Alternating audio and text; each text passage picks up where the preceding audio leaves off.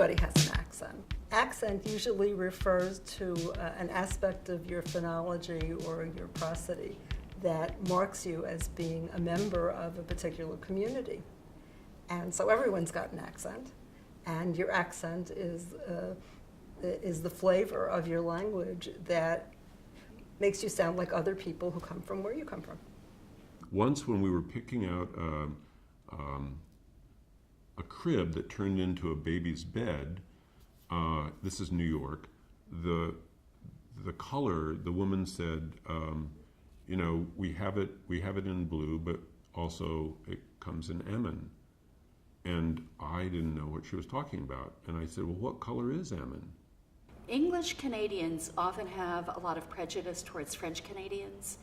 And I had been a French major in college before I went to Canada, and French had very positive associations for me.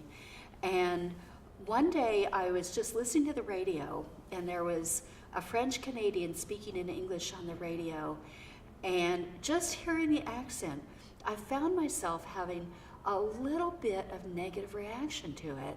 And I was aware enough to sort of go, gee, where did that come from? And sometimes English Canadians will like make fun of French Canadian pronunciation. And so you just sometimes just hear it mocked a little and become stigmatized.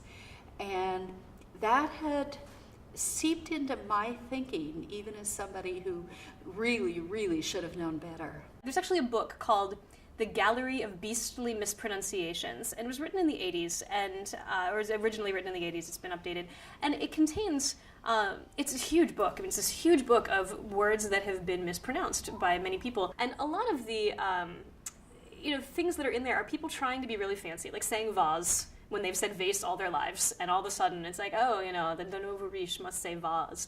And my favorite example, and I think this was a very 80s thing, is I'd never heard anyone say it, but apparently people who felt that they were fancy started saying gazebo. Like, we're going to dine out in the gazebo. And that's never been a thing.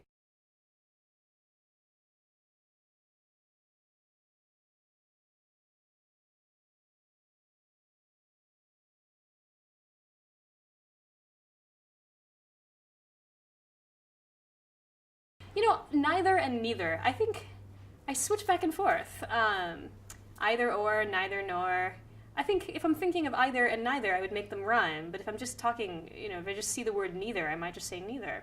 I don't really have a good rule for that. Neither. Neither. Neither.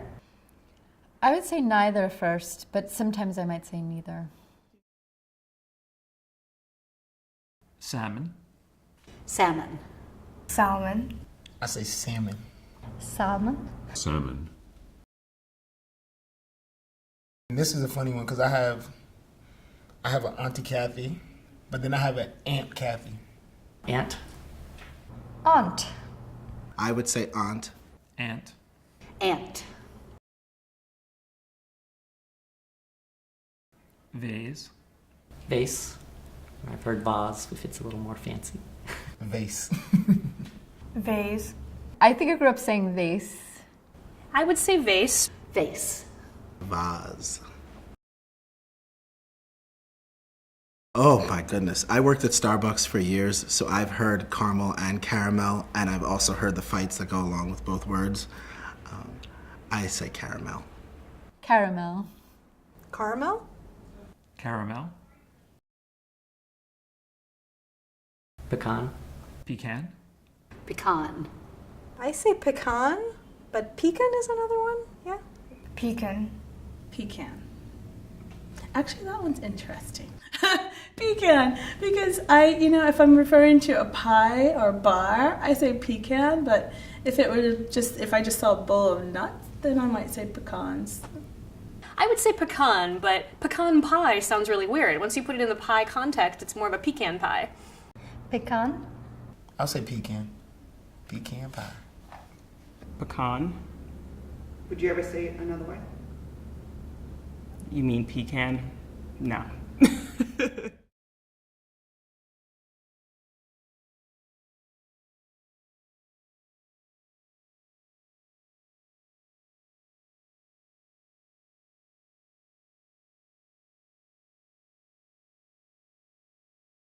do you want to come with? That's not a complete sentence to me. Like, with what? I mean, I believe you're not supposed to end a sentence with the word with, because it's with what? There's no reason that you can't end a sentence with a preposition. I mean, that rule is just left over from Latin. That's an old-fashioned rule that is maybe not paid much attention to. That's something I would say. Do you want to come with? That is very unique. Theoretically, the word unique should be sufficient to mean something is one of a kind. So therefore, very unique would kind of be redundant. Oh, that is very unique. Okay, so can a thing be very unique? So the issue here, of course, is that there are some words that are absolute or not absolute. So you are either unique or you're not. Unique meaning one of a kind. And also, you know how you can be very pregnant.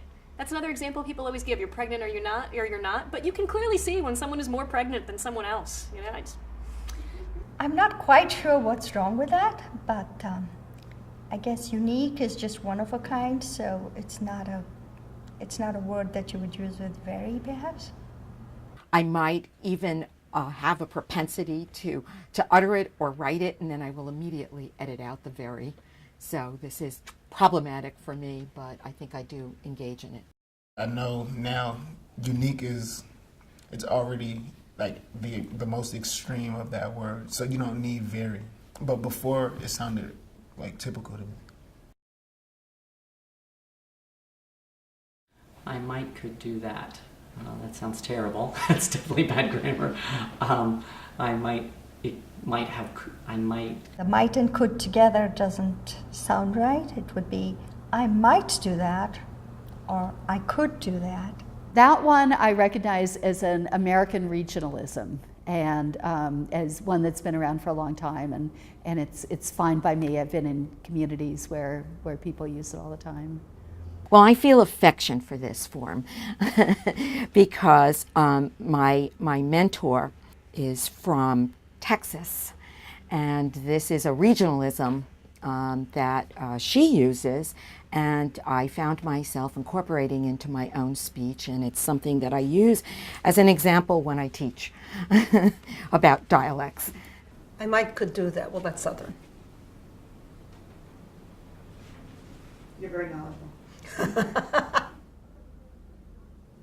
Use better, hurry up. That's troubling, because it's use. But I mean, I still understand what they're saying. Oh God, use better, hurry up. I would never say that. It's not, for me, it's just not the proper way of talking. It's also not grammatically correct. Use better, hurry up.